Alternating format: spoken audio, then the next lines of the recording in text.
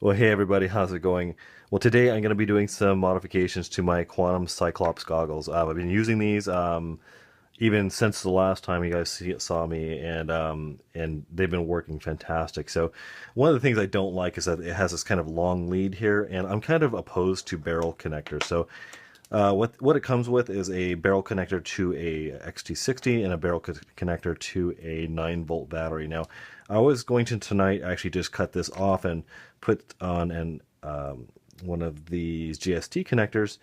I didn't like all this extra cable hanging out. I thought, well, why don't I just cut out the middleman, clip this a little bit shorter, put on an XT60, which I normally use for all my goggle setups.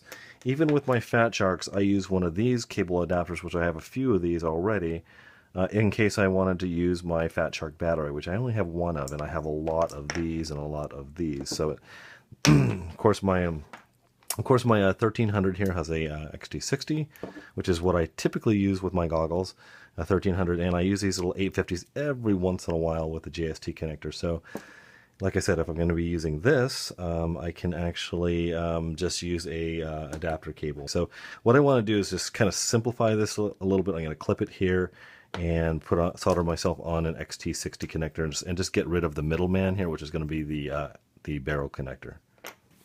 Okay guys, well the first step here is going to be clipping this off here, and like I said, I'm going to shorten this by quite a bit, maybe even to there, because basically I'm going to have the 1300 in here.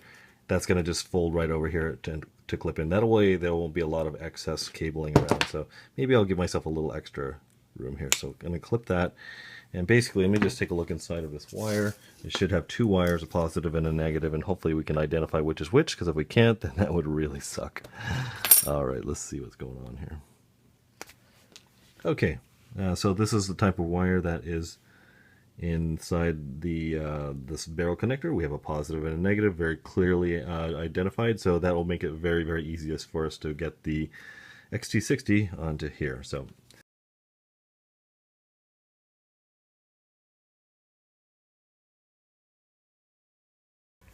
okay guys, what you want to do is make sure that you pass your wires back through this little sheath here, because this XT60 will not pass through this little thing right here.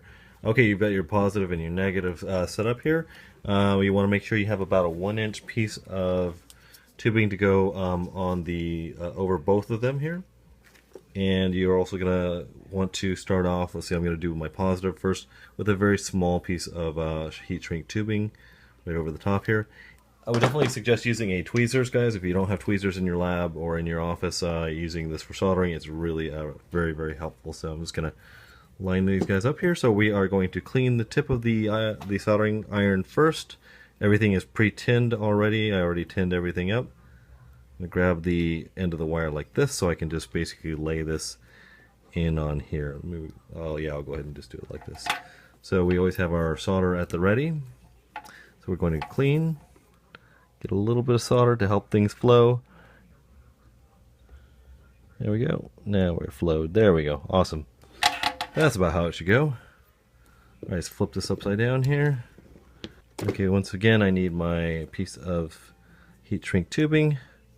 Slide this over the top. Obviously, you guys want to make sure you keep your positive and negatives correct. Alright, so going to clean. Add solder, and we're going to go ahead and join here. There we go, starting to flow. There we go, all done.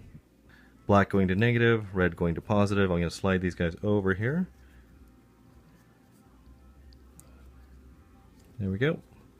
Let's go ahead and heat this up. We'll go ahead and slide this over here, so we'll give it a little bit of stress relief. There we go, we have a nice XT60 connector ready for our battery here. Okay, so let me slide my 1300 in here, we'll plug it in.